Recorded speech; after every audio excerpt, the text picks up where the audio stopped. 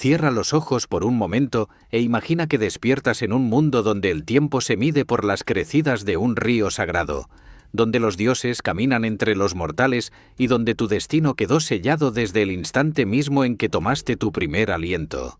Bienvenidos, viajeros del tiempo, a una travesía que los llevará 3500 años hacia el pasado, a las arenas doradas de una civilización que desafió a la muerte misma y construyó monumentos que aún hoy nos observan en silencio desde la eternidad.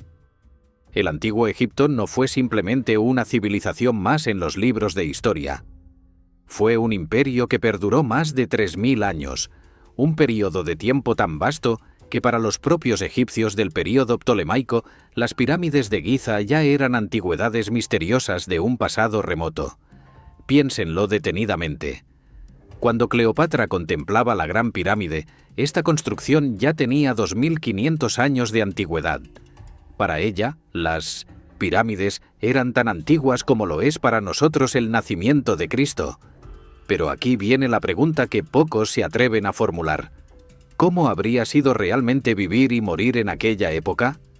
No como faraón, no como la realeza que aparece en las películas de Hollywood, sino como una persona común, como alguien que despierta cada mañana sin saber si el próximo amanecer llegará para él. ¿Qué habrías comido? ¿Cómo habrías trabajado bajo aquel sol implacable? ¿Qué terrores nocturnos habrían acechado tu sueño? Y lo más inquietante de todo, ¿cómo habrías enfrentado tu propia muerte sabiendo que tu alma sería juzgada y que el más mínimo error podría condenarte a la aniquilación eterna? Los números que rodean a esta civilización son verdaderamente escalofriantes. Se estima que entre 1 y 5 millones de personas habitaron el Valle del Nilo durante los períodos de mayor esplendor. Aproximadamente el 90% de esa población eran campesinos cuyas vidas transcurrían entre el lodo fértil y el sudor interminable. La esperanza de vida promedio rondaba apenas los 35 años, lo que significa que a la edad en que muchos de ustedes están viendo este video, ya habrían sido considerados ancianos en aquella época. Las enfermedades, las hambrunas y los accidentes cobraban vidas con una frecuencia que hoy nos resultaría aterradora. En los próximos minutos los llevaré de la mano a través de 10 capítulos que revelarán cada aspecto de la existencia egipcia, desde el primer llanto de un recién nacido hasta el último suspiro antes de enfrentar el juicio de Osiris.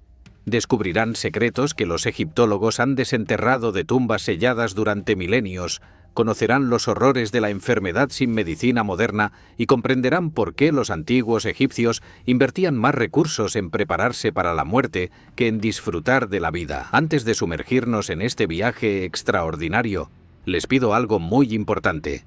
Si este tipo de contenido les apasiona tanto como a mí, golpeen ese botón de suscripción y activen la campanita para no perderse ninguna actualización. Denle like a este video porque cada pulgar arriba nos ayuda a llegar a más personas que comparten esta fascinación por los misterios del pasado. Compartan este documental con ese amigo o familiar que ama la historia, porque el conocimiento crece cuando se comparte. Déjenme saber en los comentarios desde qué parte del mundo nos están acompañando esta noche. Me encanta leer sus mensajes desde España, México, Argentina, Colombia y cada rincón de nuestro planeta. Y aquí va un reto especial. Si logramos alcanzar los 100 likes en este video, les prometo crear más contenido relacionado con los misterios del antiguo Egipto y otras civilizaciones perdidas. Ahora sí, prepárense, porque lo que están a punto de descubrir cambiará para siempre la forma en que ven a esta enigmática civilización. El primer sonido que habrías escuchado al llegar a este mundo no habría sido muy diferente al que escuchan los bebés de hoy. El latido acelerado del corazón de tu madre, sus gemidos de esfuerzo y, finalmente, las voces de las mujeres que la rodeaban. Pero, a diferencia del presente, tu nacimiento en el antiguo Egipto habría estado envuelto en una atmósfera de magia, temor y devoción religiosa tan intensa que cada respiración tuya habría sido considerada un regalo directo de los dioses. En una modesta vivienda de adobe junto al Nilo, tu madre habría dado a luz en cuclillas, sostenida por parteras experimentadas que recitaban conjuros protectores mientras quemaban incienso para ahuyentar a los demonios que acechaban a los recién nacidos. La diosa Taweret, con su aterrador cuerpo de hipopótamo, leona y cocodrilo, habría sido invocada para proteger tanto a la madre como al niño de los espíritus malignos que buscaban arrebatar las almas más vulnerables. Los amuletos colgaban de las paredes, pequeñas figuras de Bes. El dios enano protector de los hogares vigilaban cada rincón de la habitación, y las parteras susurraban los nombres secretos de poder que mantendrían alejada a la muerte. Pero aquí viene el primer dato escalofriante de tu nueva existencia. Aproximadamente entre el 30 y el 40% de los niños egipcios no sobrevivían más allá de los 5 años de edad. Las enfermedades gastrointestinales, las infecciones, la malaria y las complicaciones del parto convertían cada nacimiento en una apuesta contra fuerzas invisibles y despiadadas. Tu madre, si tenía suerte, habría sobrevivido para alimentarte y protegerte, pero las complicaciones del parto cobraban la vida de incontables mujeres egipcias cada año. Desde el momento mismo de tu nacimiento, tu destino habría comenzado a escribirse basándose en factores que escapaban completamente a tu control.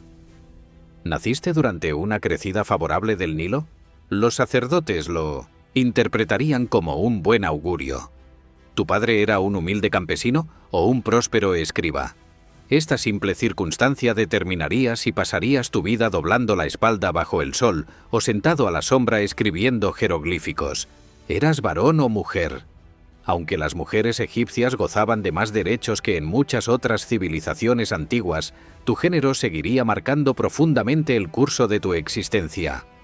El Nilo, ese río majestuoso que los egipcios llamaban simplemente el río, porque no concebían que pudiera existir otro comparable, habría sido el verdadero arquitecto de tu destino.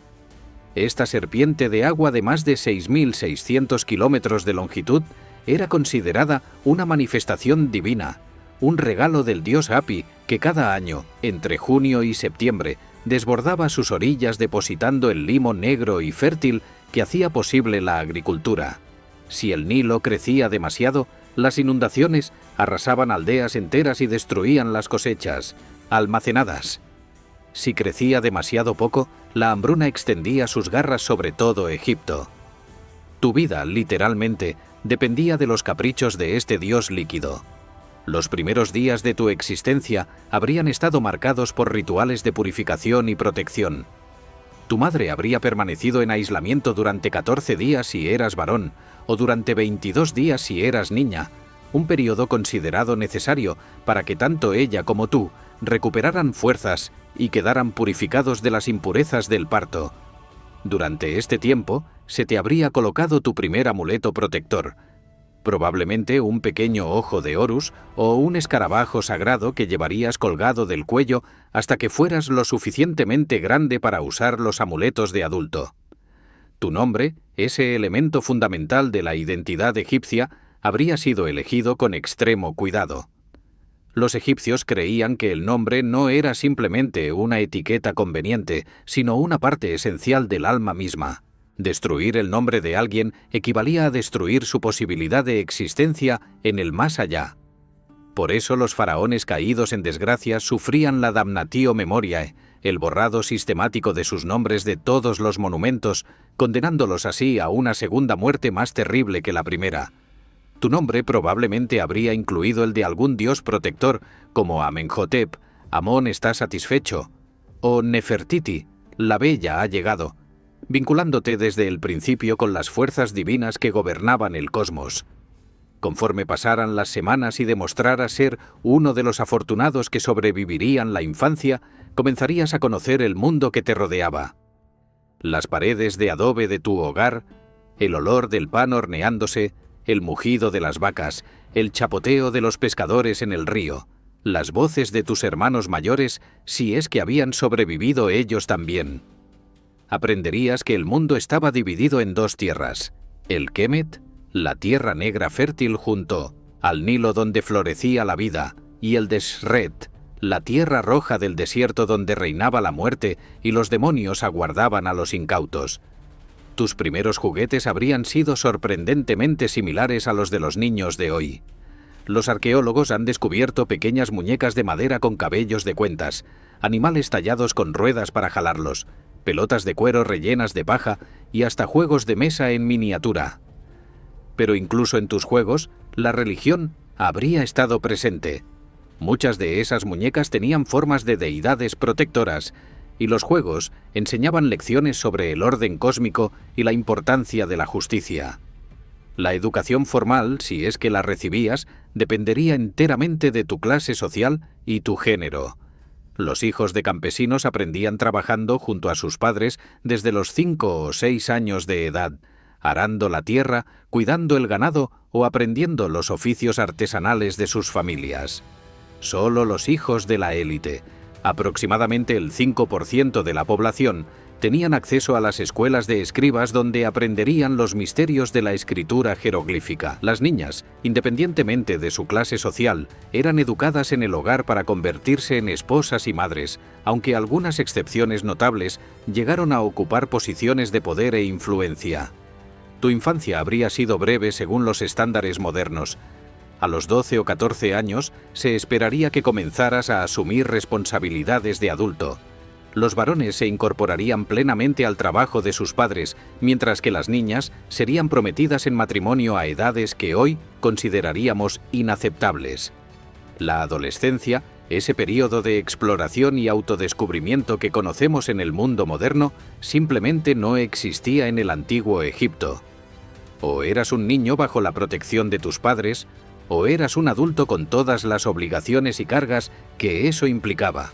Y así, nacido a la sombra de los dioses, marcado por el Nilo y la clase social de tu familia, habrías dado tus primeros pasos en un mundo donde lo sagrado y lo cotidiano se entrelazaban de manera inseparable, donde cada amanecer era un milagro y cada atardecer una pequeña muerte, donde tu destino ya estaba parcialmente escrito, pero donde aún quedaban capítulos por descubrir en el gran libro de tu existencia egipcia. Las películas de Hollywood nos han vendido durante décadas una imagen distorsionada del antiguo Egipto, un mundo de faraones resplandecientes, reinas seductoras y esclavos construyendo pirámides bajo el látigo de capataces despiadados. Pero la realidad era infinitamente más compleja, más matizada y, en muchos sentidos, más fascinante que cualquier ficción cinematográfica. Si hubieras nacido en el antiguo Egipto, tu lugar en la sociedad habría determinado absolutamente todo. Qué comías, dónde vivías, con quién te casabas, cómo trabajabas y, finalmente, cómo serías enterrado. La pirámide social egipcia era una estructura rígida pero no completamente impermeable. En la cúspide se encontraba el faraón, considerado no simplemente un rey, sino un dios viviente, la encarnación de Horus en la tierra y el intermediario entre los mortales y las fuerzas celestiales. Por debajo de él se situaba la familia real, seguida por los visires y altos funcionarios que administraban el vasto aparato burocrático del Estado. Luego venían los sacerdotes de los grandes templos, guardianes de los misterios divinos y administradores de las enormes riquezas que los fieles depositaban como ofrendas. Los escribas ocupaban un lugar privilegiado, pues su dominio de la escritura los convertía en elementos indispensables para el funcionamiento del gobierno. Más abajo se encontraban los artesanos especializados, los comerciantes, los soldados, y en la base de esta pirámide, sosteniendo con su sudor y su sangre toda la estructura, estaba la inmensa mayoría de la población, campesinos. Si hubieras nacido en el seno de una familia campesina, y las probabilidades estadísticas dicen que así habría sido, tu vida habría seguido el ritmo inmutable de las estaciones del Nilo. Durante los meses de la inundación, cuando las aguas cubrían los campos, habrías sido reclutado para los proyectos de construcción del Estado, no como esclavo azotado, sino como trabajador que cumplía con su obligación hacia los dioses y el faraón. Los estudios modernos de las aldeas de trabajadores que construyeron las pirámides revelan que estos obreros recibían raciones regulares de pan, cerveza, carne y verduras, atención médica para sus lesiones y tiempo libre para descansar. No era una vida de lujo. pero tampoco era la esclavitud brutal que imaginamos. Si hubieras tenido la fortuna de nacer en una familia de escribas, tu destino habría sido radicalmente diferente. La famosa Sátira de los Oficios, un texto egipcio destinado a convencer a los jóvenes de estudiar, describía con colorido desprecio las miserias de todos los demás trabajos para ensalzar la profesión del escriba. El pescador era devorado por cocodrilos, el albañil sufría bajo el sol, el tejedor respiraba aire viciado, el soldado recibía palizas de sus superiores. Solo el escriba, sentado a la sombra con su paleta y sus pinceles, llevaba una vida digna y respetada. Y aunque el texto exageraba para efectos didácticos, contenía una verdad fundamental.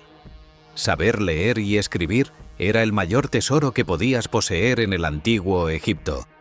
Los artesanos especializados ocupaban un escalón intermedio que les proporcionaba cierta estabilidad y reconocimiento. Los orfebres que creaban las joyas reales, los escultores que tallaban las estatuas de los dioses, los carpinteros que construían los sarcófagos elaborados, los pintores que decoraban las tumbas con escenas del más allá. Todos ellos formaban comunidades organizadas con sus propios barrios, sus propios templos locales y sus propias tradiciones.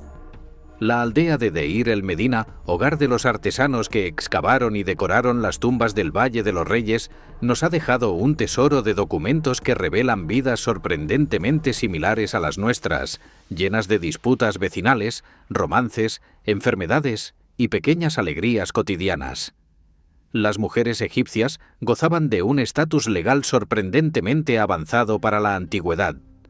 Podían poseer propiedades, heredar riquezas, iniciar divorcios, comparecer ante tribunales y gestionar negocios propios. Sin embargo, su papel social seguía centrado principalmente en el hogar y la crianza de los hijos.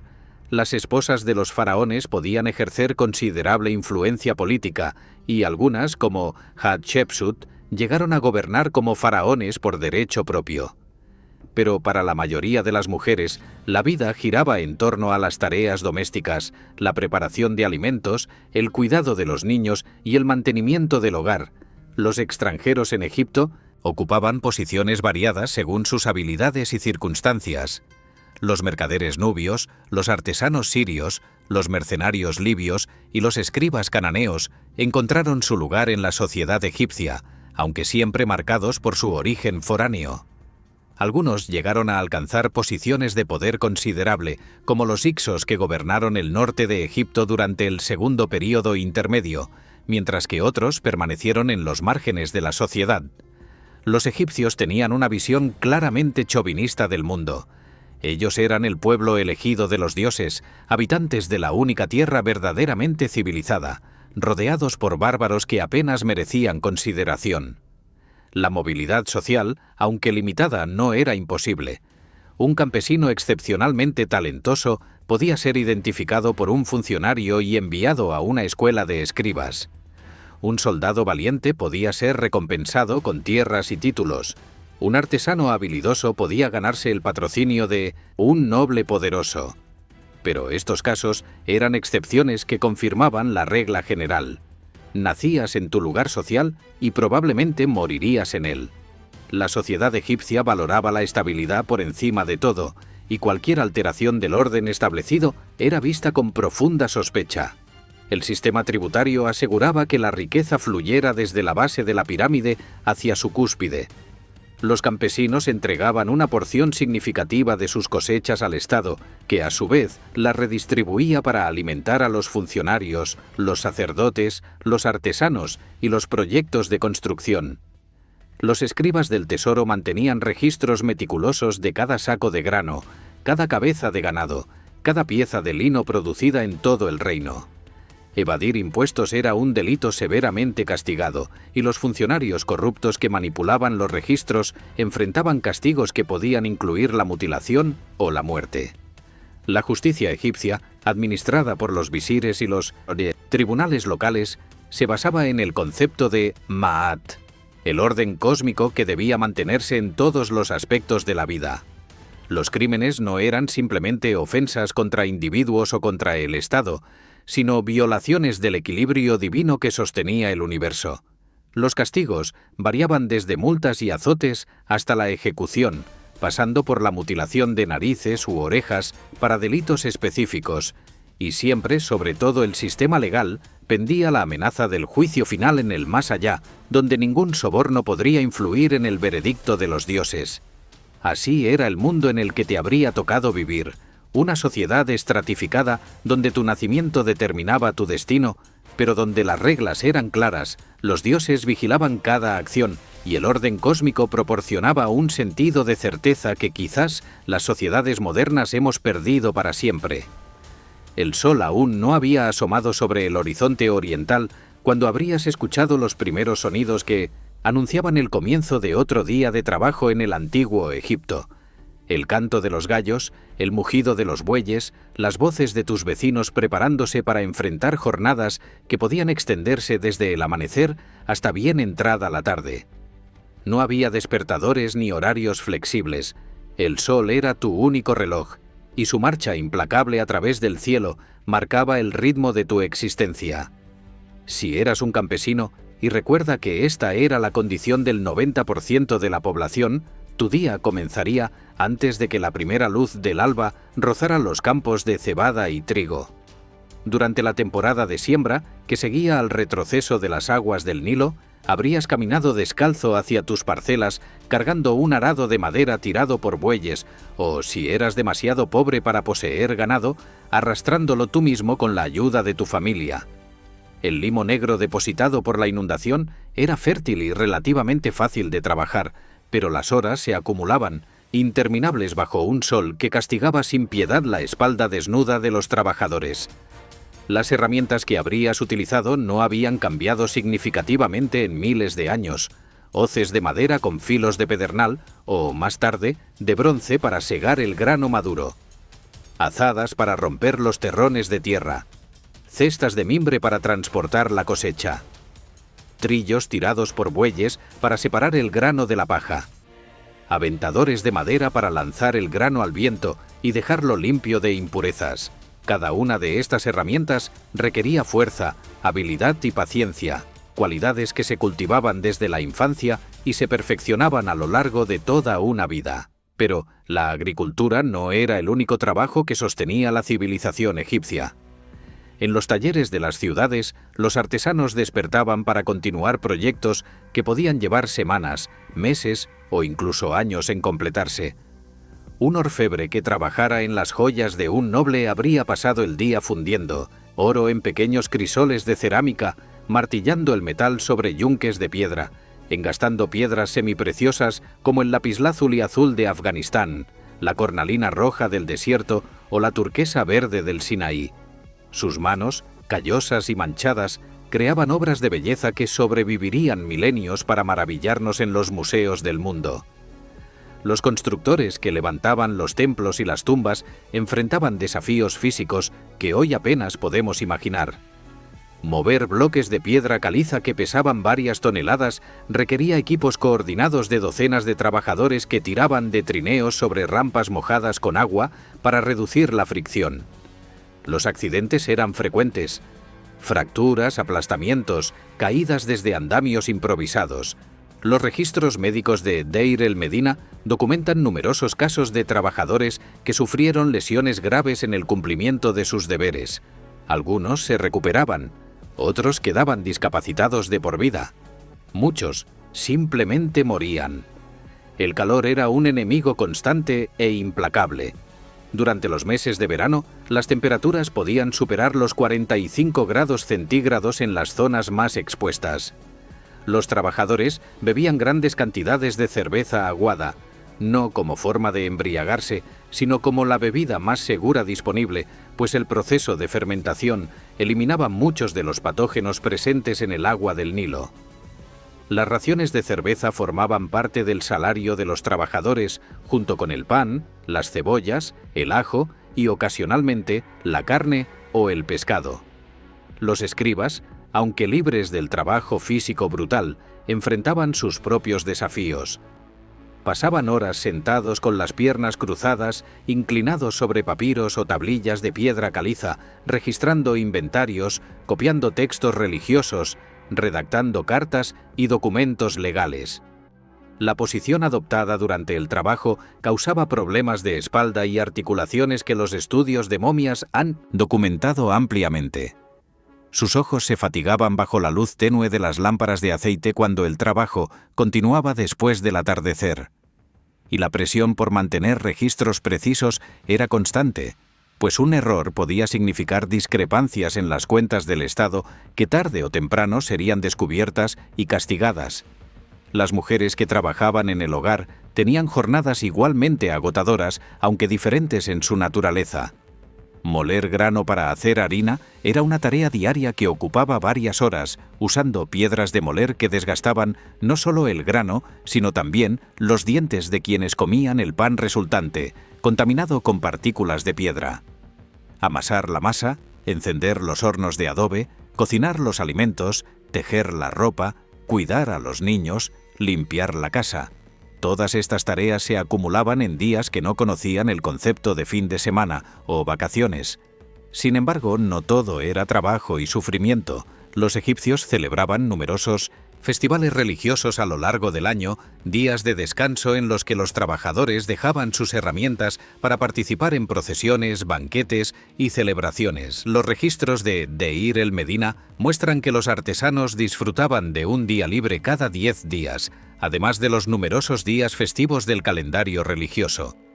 Algunos trabajadores se tomaban días adicionales por enfermedad, por asuntos familiares o simplemente porque, como registra un papiro antiguo, estaban bebiendo con su amigo. La naturaleza humana no ha cambiado tanto en 3 milenios. Al caer la tarde, cuando el sol descendía hacia el horizonte occidental donde se creía que entraba en el inframundo, los trabajadores regresaban a sus hogares agotados, pero, con suerte, satisfechos de haber cumplido con su parte en el gran orden cósmico. La cena sería simple pero nutritiva: pan recién horneado, cerveza fresca, quizás algunas verduras del huerto familiar o un poco de pescado seco. Y después, bajo las estrellas que los egipcios creían eran las almas de los muertos brillando en el cuerpo de la diosa del cielo, Nut, el sueño llegaría rápido para preparar el cuerpo y el espíritu para otro día de trabajo bajo el sol implacable de Egipto. En un mundo sin refrigeración, sin supermercados, sin cadenas de suministro globales, la comida era simultáneamente la mayor bendición y la mayor preocupación de la existencia diaria. En el antiguo Egipto, tu supervivencia dependía directamente de lo que el Nilo y tu trabajo conjunto podían producir, y la línea entre la abundancia y la hambruna era tan delgada como las paredes de adobe de tu humilde vivienda. El pan era el fundamento absoluto de la dieta egipcia, tan central para la alimentación que la palabra para pan se usaba prácticamente como sinónimo de comida. Los egipcios desarrollaron más de 40 variedades diferentes de pan y pasteles, desde hogazas simples de cebada hasta panes elaborados con miel, frutas y especias reservados para las ofrendas religiosas y las mesas de los nobles. El proceso de elaboración comenzaba con el molido del grano en piedras de moler que, como mencionamos anteriormente, dejaban partículas minerales en la harina que desgastaban severamente los dientes de la población. Los estudios de momias egipcias revelan un patrón consistente de desgaste dental extremo incluso en individuos jóvenes, consecuencia directa de esta dieta básica. La cerveza ocupaba el segundo lugar en importancia, hasta el punto de que pan y cerveza juntos constituían el salario básico de los trabajadores. Pero la cerveza egipcia no era la bebida alcohólica clara y burbujeante que conocemos hoy. Era más bien una papilla espesa y nutritiva, fermentada a partir de pan parcialmente horneado, con un contenido alcohólico relativamente bajo.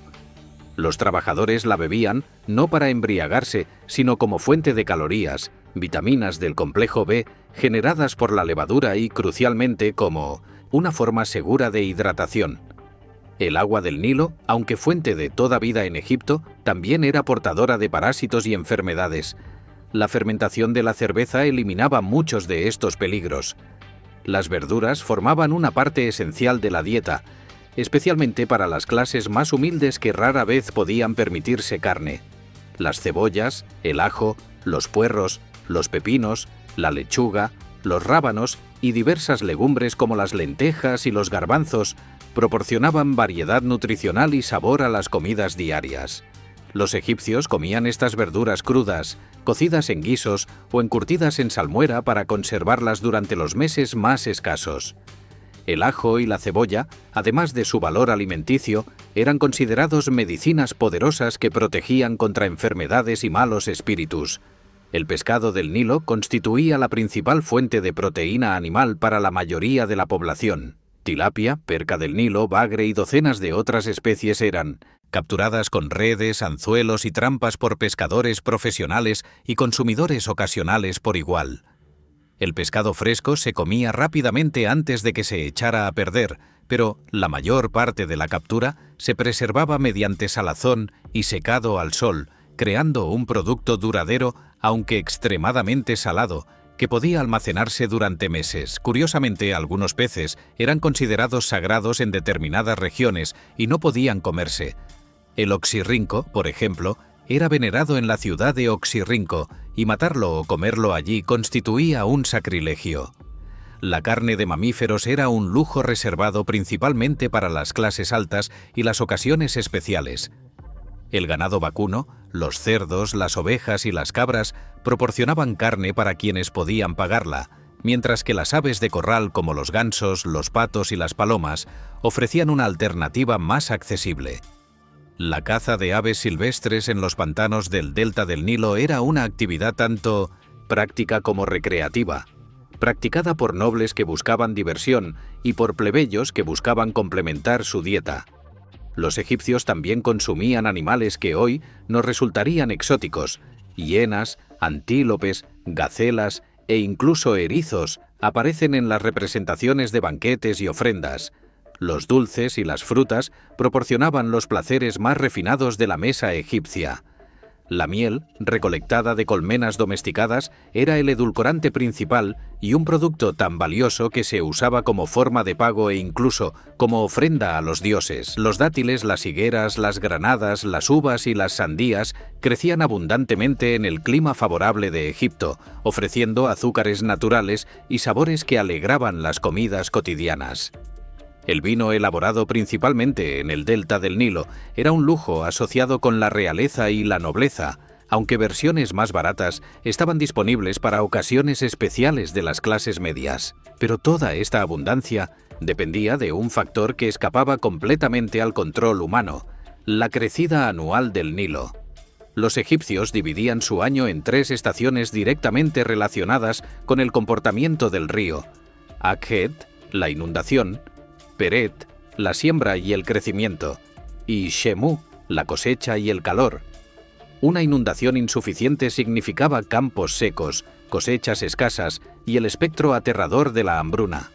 Una inundación excesiva arrasaba aldeas, destruía reservas almacenadas y dejaba campos anegados que no podían sembrarse a tiempo. Los sacerdotes monitoreaban obsesivamente los nilómetros, estructuras diseñadas para medir el nivel del agua, y las noticias sobre la crecida se transmitían por todo el reino con la urgencia de un boletín de guerra. Las hambrunas, cuando llegaban, eran devastadoras. Los textos egipcios describen períodos en que la gente comía sus propios hijos, cuando los cadáveres yacían en las calles sin nadie que los enterrara, cuando reinos enteros se desmoronaban bajo el peso del hambre colectiva. El primer período intermedio, esa era oscura entre el reino antiguo y el reino medio, fue desencadenado en parte por una serie de crecidas fallidas que sumieron a Egipto en el caos. La comida no era simplemente una necesidad física, era la base misma sobre la que se sostenía la civilización. Por eso los egipcios desarrollaron sofisticados sistemas de almacenamiento y distribución. Los graneros estatales acumulaban reservas para los años de escasez. Los templos mantenían sus propias despensas para alimentar a sacerdotes, trabajadores y, en tiempos de crisis, a los pobres que acudían en busca de ayuda. Las familias prudentes guardaban lo que podían, sabiendo que la abundancia de hoy podía convertirse en la carencia de mañana. Y sobre todo, los egipcios rezaban a los dioses, especialmente a Hapi, el dios de la inundación, para que las aguas llegaran en el momento justo, ni demasiado poco, trayendo vida a la tierra, negra y alejando el fantasma del hambre por otro año más. Imagina por un momento que despiertas una mañana con fiebre alta, el cuerpo cubierto de sudor frío, un dolor agudo en el vientre que te hace doblarte en agonía. En el mundo moderno, llamarías a una ambulancia, visitarías un hospital, recibirías diagnósticos basados en análisis de sangre y radiografías, y probablemente te recuperarías gracias a antibióticos y tratamientos científicamente probados. En el antiguo Egipto, ese mismo conjunto de síntomas podía significar el comienzo de una cuenta regresiva hacia la muerte, y tu única esperanza residiría en una mezcla desconcertante de conocimiento médico genuino, magia simpática y plegarias desesperadas a dioses que quizás estaban demasiado ocupados para escucharte. Los médicos egipcios, conocidos como Sunu, eran profesionales respetados que habían estudiado durante años los papiros médicos transmitidos de generación en generación. El papiro de Edwin Smith, que data de aproximadamente 1600 años antes de nuestra era, pero que probablemente copia textos aún más antiguos, revela un enfoque sorprendentemente racional hacia el tratamiento de traumatismos. Los médicos egipcios sabían suturar heridas, reducir fracturas, drenar abscesos y aplicar vendajes con una competencia que no sería igualada en Occidente hasta muchos siglos después.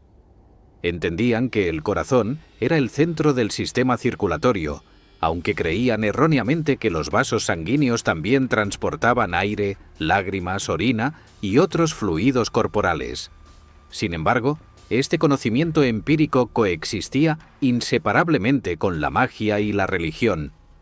Los egipcios creían que muchas enfermedades eran causadas por demonios, maldiciones o el disgusto de los dioses, y que ningún tratamiento podía ser completo sin abordar estas causas sobrenaturales.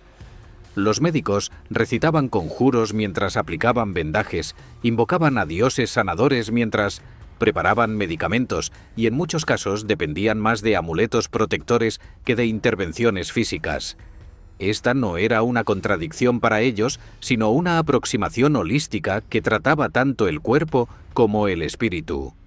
Los medicamentos egipcios eran una mezcla fascinante de sustancias efectivas y completamente inútiles. La miel, utilizada extensamente como antiséptico y cicatrizante, realmente funcionaba gracias a sus propiedades antibacterianas naturales. El sauce, del cual se extraía un compuesto relacionado con la aspirina, se usaba para tratar dolores y fiebres. El opio, importado desde regiones lejanas, proporcionaba alivio del dolor intenso. Pero junto a estos remedios genuinos se encontraban prescripciones que incluían excrementos de diversos animales, partes de ratones, sangre de lagarto y otros ingredientes cuyo único efecto habría sido psicológico en el mejor de los casos y tóxico en el peor. Las enfermedades que acechaban a los antiguos egipcios eran numerosas y mortales.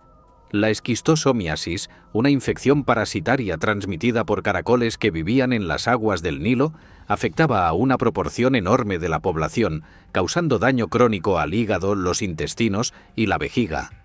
La malaria, la tuberculosis, la lepra y diversas infecciones gastrointestinales cobraban vidas constantemente. Las enfermedades oculares eran endémicas en un ambiente polvoriento y lleno de moscas, y la ceguera era una condición tristemente común. Los parásitos intestinales infectaban a casi todos, robando nutrientes de cuerpos que ya luchaban por mantenerse alimentados. Las lesiones laborales añadían su propia carga de sufrimiento. Los trabajadores de las canteras sufrían silicosis por respirar polvo de piedra durante años. Los constructores caían de andamios o eran aplastados por bloques de piedra. Los campesinos sufrían mordeduras de serpientes y picaduras de escorpiones mientras trabajaban en los campos.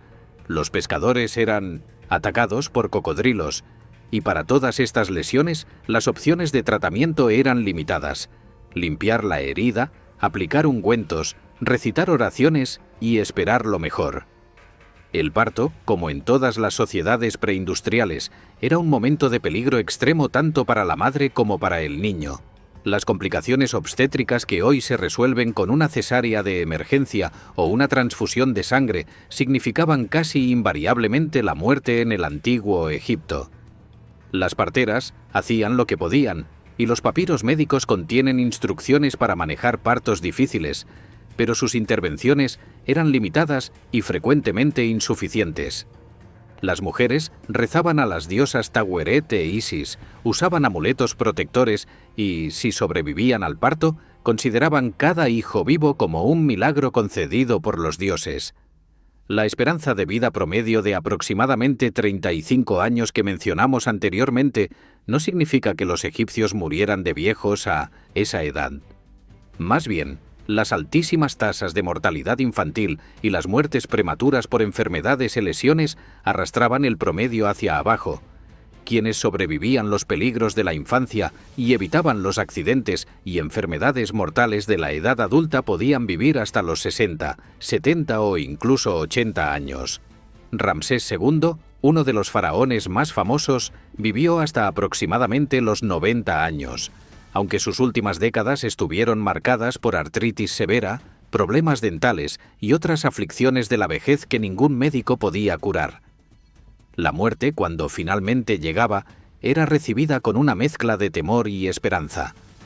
Los egipcios creían firmemente en la vida después de la muerte y sus elaborados rituales funerarios estaban diseñados para asegurar que el difunto pudiera navegar los peligros del inframundo y alcanzar la eternidad bienaventurada. Pero el proceso de morir en sí mismo podía ser largo, doloroso y aterrador, sin anestesia moderna, sin cuidados paliativos sofisticados. Los moribundos enfrentaban sus últimas horas con solo el consuelo de sus familias, las oraciones de los sacerdotes y la esperanza de que los dioses los recibirían con benevolencia en el más allá. Enfermar en el antiguo Egipto era, en última instancia, una experiencia de profunda vulnerabilidad frente a fuerzas que no podías controlar ni comprender completamente. Los médicos hacían lo que podían con los conocimientos disponibles. Los sacerdotes invocaban poderes superiores. Las familias cuidaban a sus enfermos con amor y dedicación. Pero al final, tu destino descansaba en manos de dioses caprichosos y de un cuerpo frágil que, sin los milagros de la medicina moderna, tenía recursos muy limitados para defenderse contra los innumerables enemigos que acechaban en el aire, el agua, los alimentos y la propia tierra de Egipto. La noche caía sobre tu pequeña aldea junto al Nilo, y con ella llegaban los terrores que ningún muro de adobe podía mantener afuera. En la oscuridad que precedía al amanecer, cuando el dios Sol Ra navegaba por el inframundo luchando contra la serpiente Apophis, el mundo visible quedaba vulnerable a fuerzas malignas que solo esperaban el momento propicio para atacar. En el antiguo Egipto, la línea entre lo natural y lo sobrenatural no existía, y vivir significaba negociar constantemente con un universo poblado de espíritus, demonios y poderes invisibles que podían bendecirte o destruirte según sus caprichos. Los demonios egipcios eran legión. Algunos tenían nombres conocidos y funciones específicas. Los mensajeros de Sekhmet, que traían pestilencia. Los espíritus que causaban pesadillas. Los demonios que se apoderaban de los cuerpos y causaban locura. Otros eran fuerzas anónimas de caos y destrucción que acechaban en los desiertos, los pantanos y los rincones oscuros de las casas. Los egipcios creían que estos seres malignos podían entrar en tu cuerpo a través de cualquier orificio: la boca, los oídos, los ojos, incluso los poros de la piel. Por eso las protecciones mágicas eran tan esenciales como el alimento y el agua. Los amuletos formaban la primera línea de defensa contra estas amenazas invisibles. Desde el momento de tu nacimiento hasta después de tu muerte, los amuletos te acompañaban en cada etapa de la existencia. El ojo de Horus, o Udiat, protegía contra el mal de ojo y las enfermedades. El escarabajo, símbolo del dios Sol Yepri, representaba la regeneración y la protección divina. El pilar Dayet evocaba la estabilidad y la permanencia de Osiris. El nudo de Isis, o Tiet, protegía especialmente a las mujeres durante el embarazo y el parto. Los egipcios llevaban estos amuletos colgados del cuello, cosidos en la ropa, escondidos bajo las almohadas y enterrados bajo los umbrales de sus casas. Pero los amuletos eran solo el comienzo. Los conjuros y encantamientos constituían un arsenal verbal contra las fuerzas del mal, y los Egipcios los empleaban para prácticamente cada aspecto de la vida. Había conjuros para proteger a los niños mientras dormían, conjuros para ahuyentar serpientes y escorpiones, conjuros para garantizar el éxito de la cosecha, conjuros para asegurar el amor de una pareja deseada, conjuros para maldecir a los enemigos. Estos textos mágicos se recitaban en voz alta, se escribían en papiros que se doblaban y llevaban como amuletos, se inscribían en las paredes de las tumbas, se grababan en estelas protectoras colocadas en los hogares. Los sacerdotes especializados en magia, conocidos como GKU, eran figuras de enorme importancia en la sociedad egipcia. Aunque la línea entre medicina y magia era difusa, existían practicantes que se dedicaban específicamente a combatir las fuerzas sobrenaturales. Estos magos conocían los nombres secretos de los dioses, palabras de poder que, pronunciadas correctamente, podían obligar a las divinidades a actuar según la voluntad del hablante. Conocían los rituales para exorcizar demonios de los cuerpos poseídos, para romper maldiciones, para proteger a los vivos y guiar a los muertos. Sus servicios eran solicitados por ricos y pobres por igual cuando las amenazas espirituales se volvían demasiado grandes para manejarlas con simples amuletos caseros. El hogar egipcio estaba lleno de precauciones mágicas que el visitante moderno apenas notaría. Las puertas se pintaban de rojo, un color asociado con la protección. Las figuras del dios enano Bes, con su rostro grotesco diseñado para ahuyentar el mal, adornaban las cabeceras de las camas y los espejos de las mujeres. Los pequeños altares domésticos, donde se hacían ofrendas diarias a los ancestros y las deidades protectoras, ocupaban rincones de honor en cada vivienda. Y cuando nacía un nuevo niño, toda la casa se llenaba de preparativos mágicos adicionales para proteger al vulnerable recién llegado de los espíritus que codiciaban las almas jóvenes. Los sueños ocupaban un lugar especial en la cosmovisión mágica egipcia. Los egipcios creían que durante el sueño el alma podía viajar, comunicarse con los muertos, recibir mensajes de los dioses o quedar expuesta a ataques demoníacos. Existían libros de interpretación de sueños que explicaban el significado de cientos de visiones nocturnas. Soñar con cerveza significaba celebración. Soñar con un gato significaba buena cosecha. Soñar con la propia muerte podía, paradójicamente, indicar larga vida.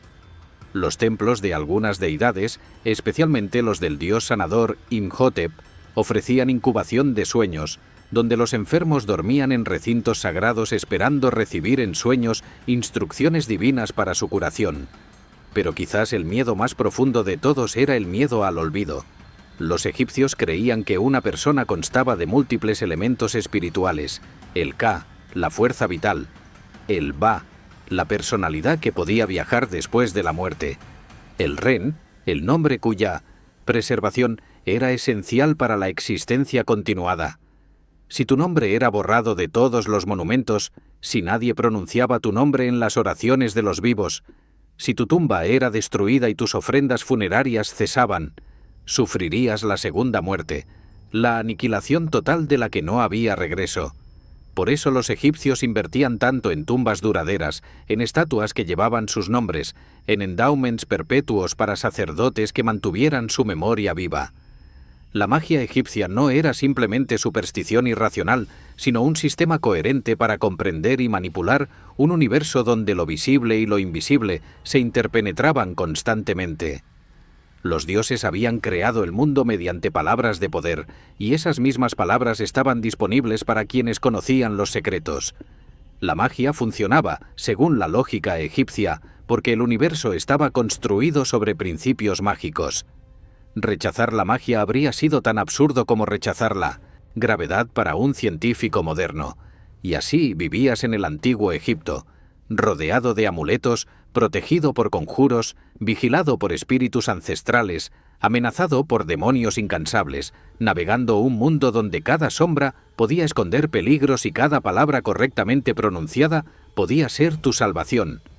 El miedo era tu compañero constante, pero la magia era tu escudo, y mientras mantuvieras los rituales, respetaras a los dioses y preservaras tu nombre, podías esperar sobrevivir no solo esta vida, sino también la eternidad que te aguardaba más allá. En el antiguo Egipto, El poder no era simplemente político ni meramente religioso, era una fuerza cósmica que fluía desde los dioses hacia el faraón y desde el faraón hacia cada aspecto de la existencia egipcia. Vivir bajo este sistema significaba aceptar que tu vida, tu trabajo, tus posesiones e incluso tu acceso al más allá dependían de la buena voluntad de una jerarquía divino-humana cuyas decisiones eran absolutas e incuestionables. No había democracia, no había derechos inalienables, no había recurso de apelación contra el decreto de quienes gobernaban en nombre de los dioses. El faraón era mucho más que un rey en el sentido que entendemos hoy. Era la encarnación viviente del dios Horus, el hijo de Ra, el mediador único entre el cielo y la tierra. Cuando el faraón realizaba los rituales correctos, el sol salía cada mañana, el Nilo crecía cada año, las cosechas florecían y los enemigos de Egipto eran derrotados. Cuando el faraón fallaba en sus deberes sagrados, el cosmos mismo se desestabilizaba y el caos amenazaba con devorar el orden que hacía posible la existencia. Esta concepción teológica del poder significaba que obedecer al faraón no era simplemente una obligación política, sino un imperativo religioso de la más alta importancia. El nombre del faraón era tan sagrado que pronunciarlo directamente se consideraba un acto de osadía peligrosa. Por eso los egipcios desarrollaron el término Per-A-A, literalmente la gran casa, que se refería al palacio real y, por extensión, a su ocupante divino. De esta expresión deriva nuestra palabra faraón. El monarca usaba múltiples nombres y títulos que expresaban diferentes aspectos de su naturaleza divina. El nombre de Horus, el nombre de las dos señoras, el nombre de Horus de oro, el nombre del trono y el nombre de nacimiento. Cada uno de estos nombres era una afirmación de poder cósmico y una invocación de protección divina. Bajo el faraón se extendía una vasta burocracia encabezada por los visires, funcionarios de altísimo rango que administraban los asuntos cotidianos del reino. En diferentes periodos de la historia egipcia existieron uno o dos visires que supervisaban todo desde la recaudación de impuestos hasta la administración de justicia, desde la organización de los proyectos de construcción hasta la gestión de las relaciones exteriores. Estos hombres que podían ser de origen noble o haber ascendido por mérito propio, ejercían un poder enorme pero siempre derivado de la autoridad del faraón, siempre sujeto a la voluntad del Dios viviente que podía elevarlos o destruirlos con una palabra. Los sacerdotes constituían otro pilar fundamental del poder egipcio, y su influencia a veces rivalizaba o incluso superaba la de los propios faraones. Los grandes templos de Karnak, Luxor, Memphis y otras ciudades sagradas no eran simplemente lugares de culto, sino complejos económicos enormes que controlaban tierras, rebaños, talleres y miles de trabajadores. Los sumos sacerdotes de Amón en Tebas llegaron a ser tan poderosos durante el tercer período intermedio que gobernaron el sur de Egipto como monarcas de facto, mientras los faraones reinaban solo nominalmente en el norte. La riqueza acumulada por los templos a lo largo de los siglos era astronómica y su capacidad para movilizar recursos rivalizaba con la del propio Estado. Para la persona común, esta concentración de poder significaba una vida de obligaciones ineludibles. Debías entregar una porción de tu cosecha al Estado cada año, calculada meticulosamente por escribas que registraban la extensión de tus campos y la altura de la crecida del Nilo.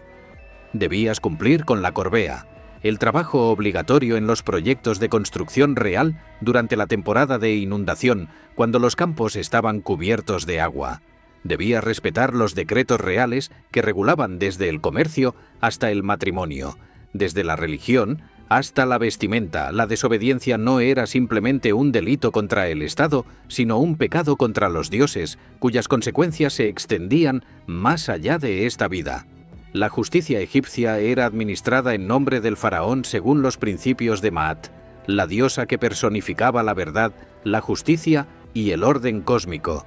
Los tribunales locales manejaban disputas menores entre vecinos, mientras que los casos más graves ascendían hacia niveles superiores de la jerarquía judicial hasta llegar, en teoría, al propio faraón como juez supremo.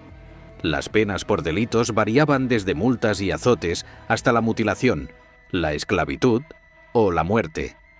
El robo de propiedad real o templaria se castigaba con particular severidad, y la corrupción de funcionarios podía significar la ejecución, pero también existían mecanismos para que los agraviados presentaran peticiones, y los registros muestran casos de personas humildes que obtuvieron justicia contra superiores abusivos. Los proyectos monumentales del Estado egipcio, desde las pirámides de Giza hasta los templos de Abu Simbel, representaban la movilización de recursos a una escala que requería un poder absoluto. Se estima que la construcción de la Gran Pirámide involucró a decenas de miles de trabajadores durante aproximadamente 20 años, consumiendo cantidades enormes de alimentos, materiales y organización logística. Solo un Estado con control total sobre la población y los recursos podía emprender semejantes proyectos, y el hecho de que se completaran testimonia la efectividad aterradora del sistema egipcio de poder centralizado. Sin embargo, el sistema no era completamente estático ni impermeable al cambio.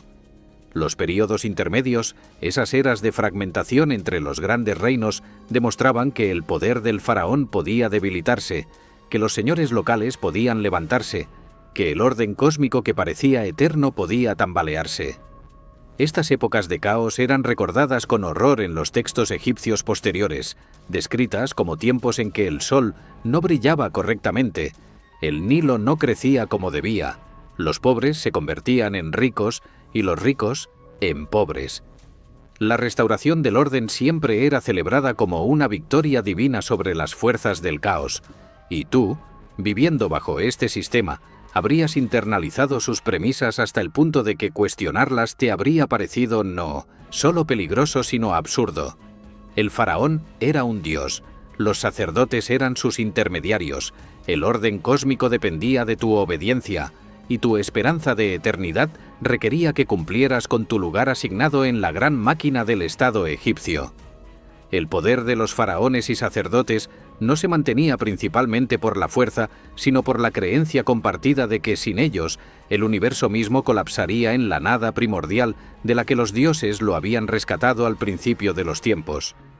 Y así llegamos al momento que los antiguos egipcios esperaban, temían y preparaban durante toda su existencia terrenal: la muerte. Pero si has prestado atención a lo largo de este viaje, ya habrás comprendido que para los egipcios morir no era un final, sino una transición, un paso necesario hacia una existencia que podía ser infinitamente mejor o infinitamente peor que la vida que dejaban atrás. Tu mayor preocupación, la obsesión que guiaba gran parte de tus decisiones en vida, era asegurarte de que tu cuerpo y tu nombre sobrevivieran al olvido para que tu alma pudiera vivir eternamente. La visión egipcia de la muerte era extraordinariamente compleja. Creían que cada persona estaba compuesta de múltiples elementos que debían mantenerse unidos y nutridos para que la existencia continuara después de la muerte física. El cuerpo, o Khat, era el contenedor necesario que debía preservarse mediante la momificación. El Ka era la fuerza vital que requería ofrendas regulares de alimentos y bebidas para sustentarse. El Ba, representado como un pájaro con cabeza humana, era la personalidad individual que podía viajar libremente entre el mundo de los vivos y el de los muertos. El Ak era el espíritu transfigurado que, si todo iba bien, habitaría eternamente en los campos de juncos del más allá.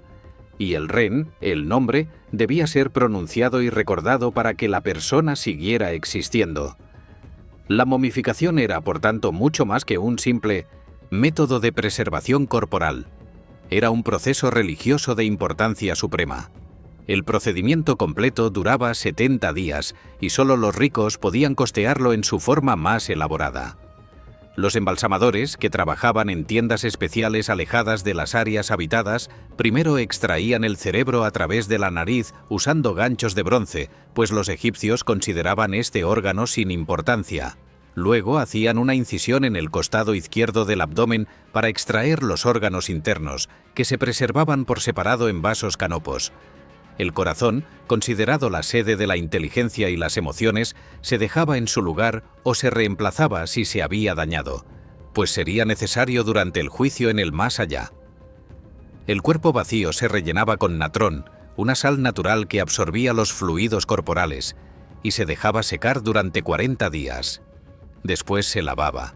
Se rellenaba con lino y resinas aromáticas, se envolvía cuidadosamente en vendas de lino entre las cuales se colocaban amuletos protectores, y finalmente se colocaba en uno o más sarcófagos decorados con textos mágicos e imágenes de los dioses.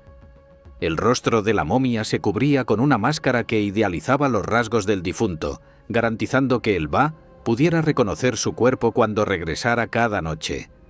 Pero la momificación era solo para quienes podían pagarla. La gran mayoría de los egipcios, los campesinos y trabajadores que formaban la base de la sociedad, recibían entierros mucho más simples. Sus cuerpos eran envueltos en lino básico, quizás tratados con resinas si la familia podía costearlas, y enterrados en tumbas modestas en el desierto. El calor y la sequedad del clima egipcio proporcionaban una preservación natural que, aunque imperfecta, permitía que incluso los pobres tuvieran alguna esperanza de existencia post-mortem. Pero sin las elaboradas preparaciones mágicas de los ricos, su viaje por el más allá sería mucho más peligroso. La tumba misma era considerada la casa de la eternidad, y los egipcios invertían en ella recursos que podrían parecer desproporcionados a ojos modernos. Los ricos construían mastabas o tumbas excavadas en la roca, decoradas con escenas de la vida cotidiana que mágicamente se harían realidad en el más allá. Banquetes eternos, campos siempre fértiles, sirvientes trabajando para el difunto por toda la eternidad. Los más poderosos, los faraones y sus familias, se hacían enterrar en pirámides colosales o en tumbas secretas excavadas en el Valle de los Reyes, protegidas por maldiciones, trampas y la vigilancia de los guardias de la necrópolis. El ajuar funerario incluía todo lo que el difunto podría necesitar en el más allá: alimentos, bebidas, ropa, joyas, herramientas de su oficio, juegos para entretenerse, usheptis, pequeñas estatuillas que trabajarían en lugar del difunto si los dioses del más allá le asignaban labores pesadas, los textos mágicos, primero inscritos en las paredes de las pirámides, luego en los sarcófagos y finalmente en papiros colocados junto a la momia como el famoso Libro de los Muertos, proporcionaban las instrucciones y los conjuros necesarios para navegar los peligros del inframundo. Porque el viaje al más allá no era un paseo tranquilo, sino una travesía llena de peligros sobrenaturales. El difunto debía pasar por 12 regiones del inframundo, cada una gobernada por dioses y poblada por demonios.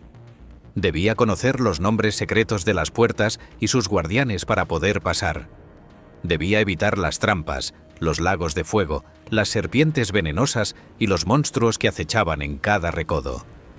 Sin el conocimiento mágico apropiado, sin los amuletos protectores, sin los textos que le recordaran qué decir en cada momento, el alma podía perderse para siempre en esa oscuridad eterna, y al final del viaje aguardaba el juicio, el momento supremo que determinaría si el difunto merecía la eternidad bienaventurada o la aniquilación total.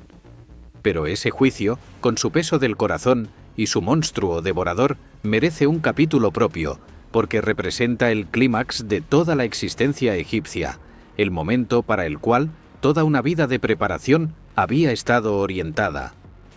Después de atravesar las regiones del inframundo, después de superar demonios y pronunciar conjuros, después de un viaje que podía parecer eterno, finalmente llegabas al Salón de las Dos Verdades, el lugar donde tu existencia eterna sería decidida en un instante de justicia cósmica.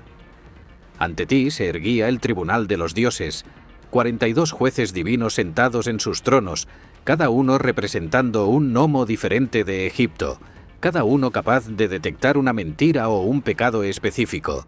Y en el centro de todo, presidiendo el juicio, se encontraba Osiris, el dios de los muertos, con su piel verde de resurrección, su corona Atef y su cayado y mayal cruzados sobre el pecho.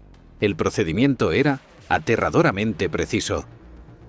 Primero debías recitar la confesión negativa, una letanía de pecados que negabas haber cometido, dirigida a cada uno de los 42 jueces por su nombre. Oh Useknemtet, que vienes de Heliópolis, no he cometido maldad. Oh Hepetchet, que vienes de Gerajá, no he robado.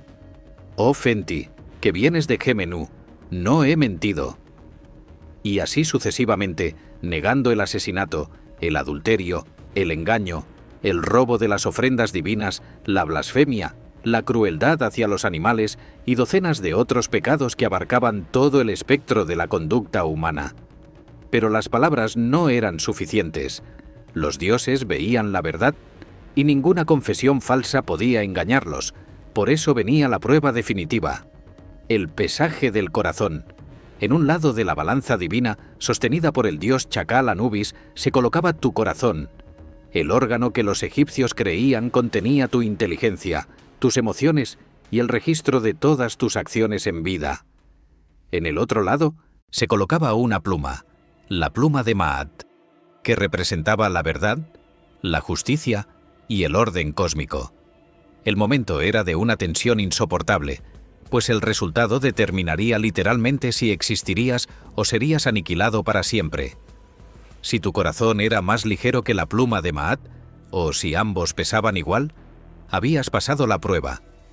Significaba que habías vivido una vida en armonía con el orden cósmico, que tus buenas acciones superaban tus pecados, que merecías la eternidad. El dios Tot, con su cabeza de ibis, registraba el veredicto favorable en sus papiros eternos. Horus te tomaba de la mano y te conducía ante el trono de Osiris, quien te declaraba justificado, verdadero de voz, el más alto título que un egipcio podía alcanzar.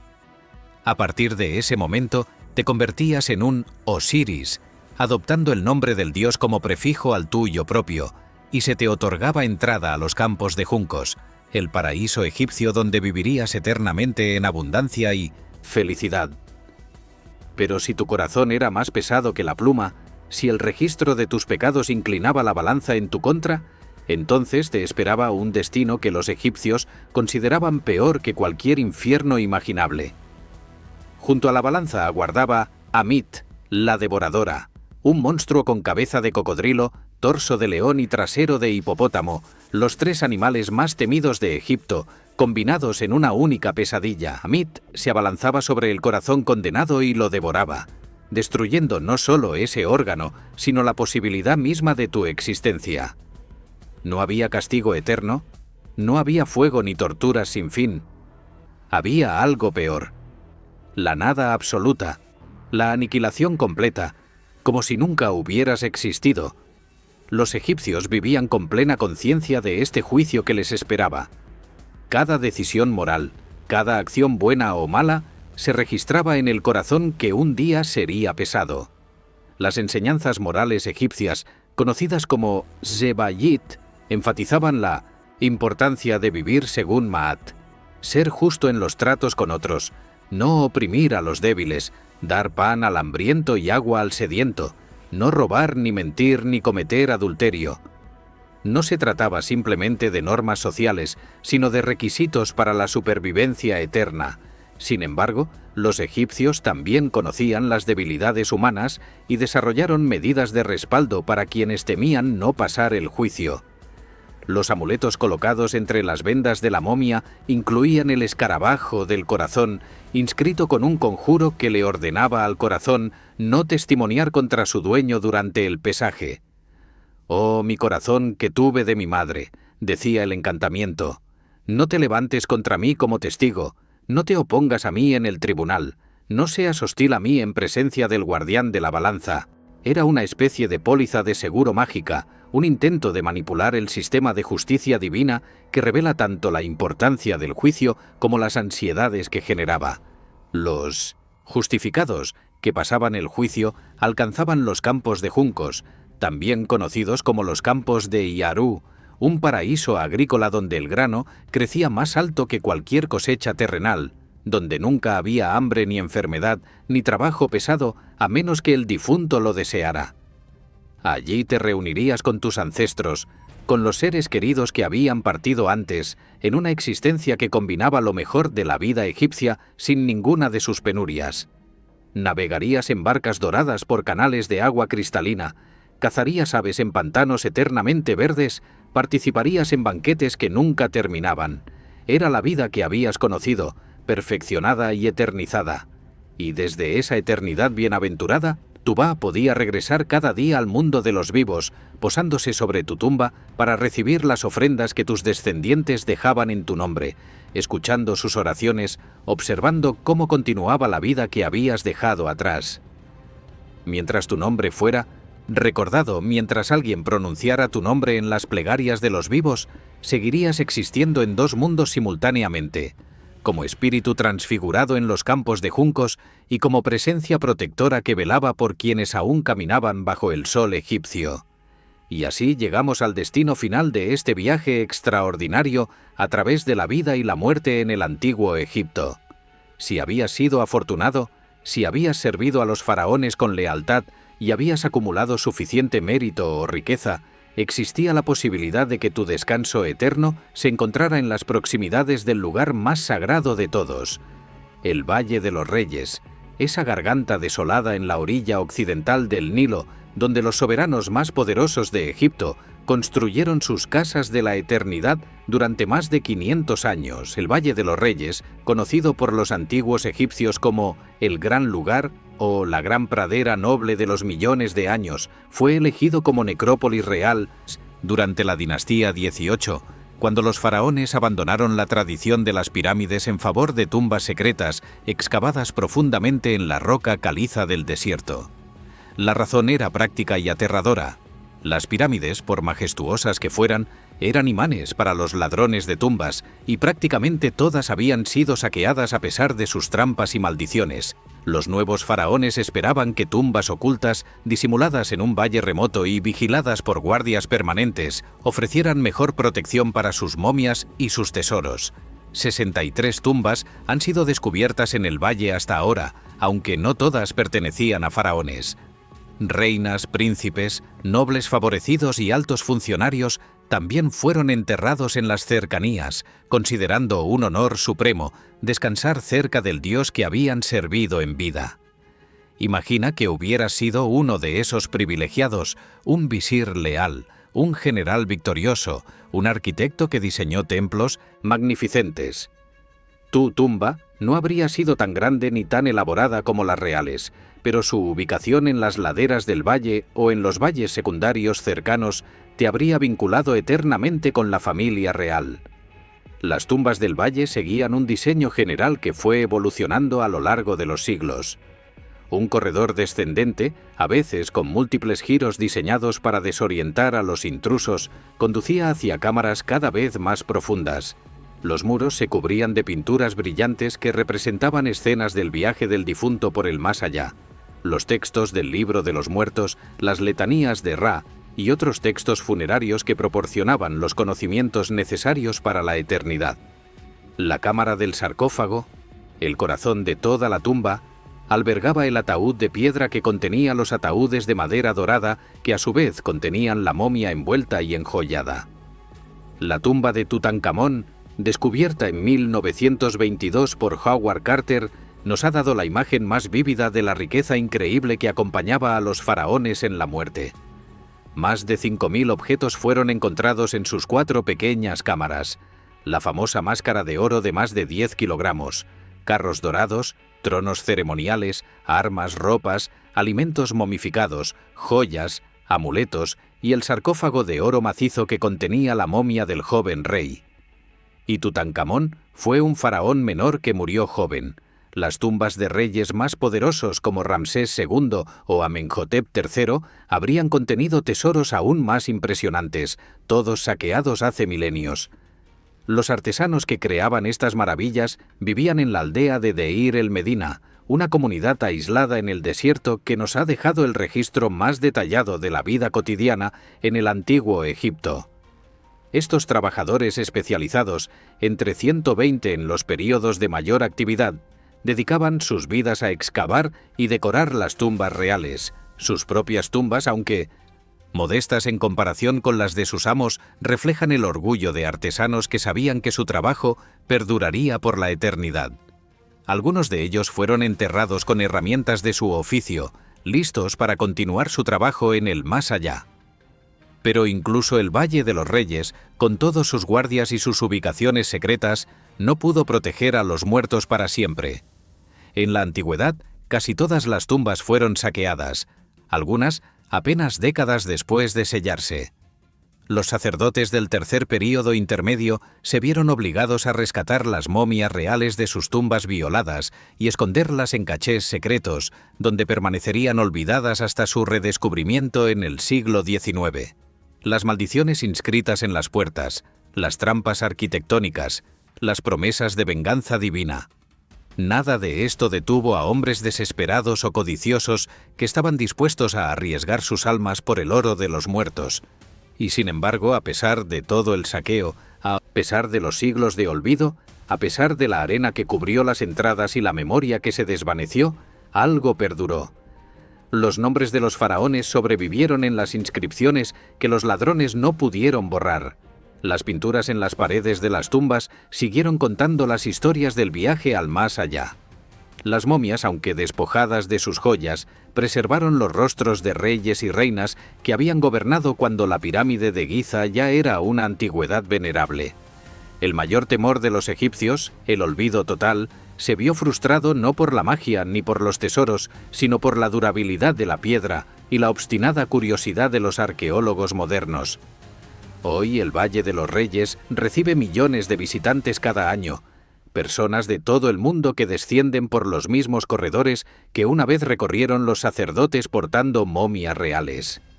La ironía habría desconcertado y quizás complacido a los antiguos egipcios.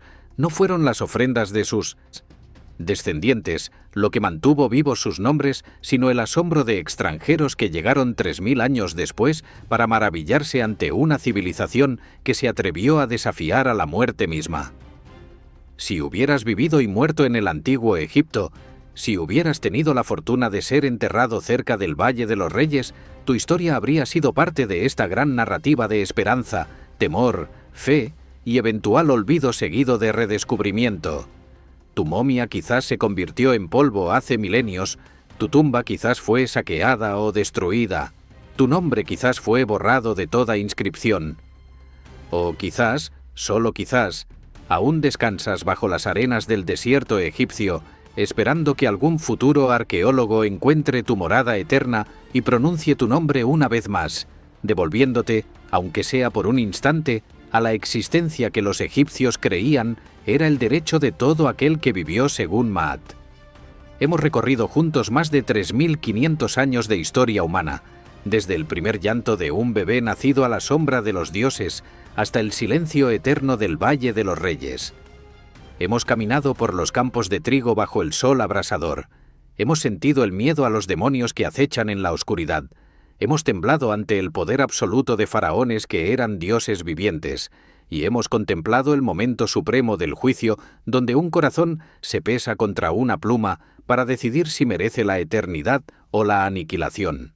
El antiguo Egipto no fue simplemente una civilización extraordinaria, fue un experimento único en la historia humana, un intento de ordenar la existencia de tal manera que la muerte misma pudiera ser derrotada. Durante más de 30 siglos, generaciones incontables de egipcios nacieron, trabajaron, amaron, temieron y murieron creyendo firmemente que su existencia no terminaba con el último latido del corazón. Esta fe movió montañas, literalmente, en forma de pirámides que aún desafían el paso del tiempo, o inspiró un arte funerario de una belleza que todavía nos conmueve. Creó textos religiosos y mágicos de una complejidad que los estudiosos aún están desentrañando. Lo que hace verdaderamente fascinante al antiguo Egipto no son solo sus monumentos colosales ni sus tesoros de oro, sino la humanidad que revelan bajo todo el esplendor.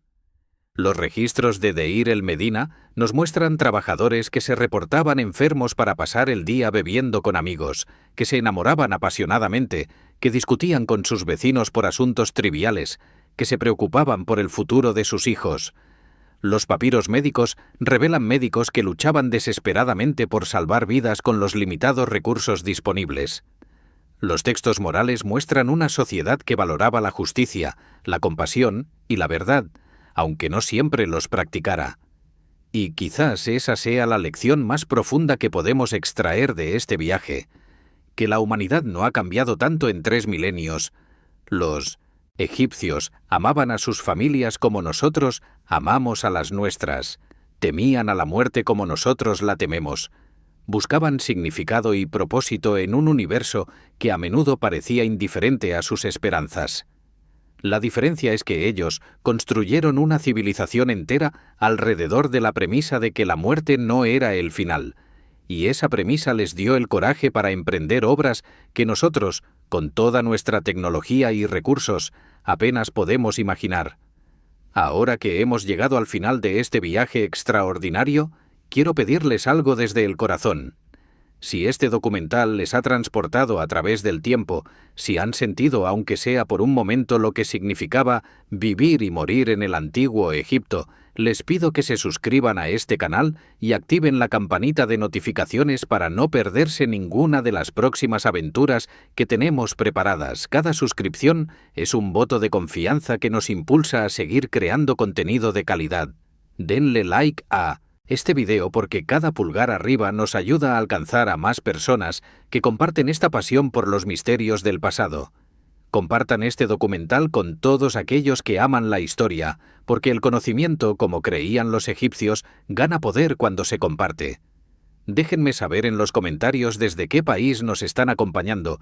Me emociona profundamente leer sus mensajes desde España, México, Argentina, Colombia, Chile, Perú, Ecuador, Venezuela y cada rincón de nuestro mundo hispanohablante. Y recuerden nuestro reto. Si llegamos a 100 likes en este video, les prometo crear más contenido sobre los misterios del antiguo Egipto y otras civilizaciones perdidas que aguardan ser exploradas. Porque al final, lo que los antiguos egipcios más temían no era la muerte sino el olvido.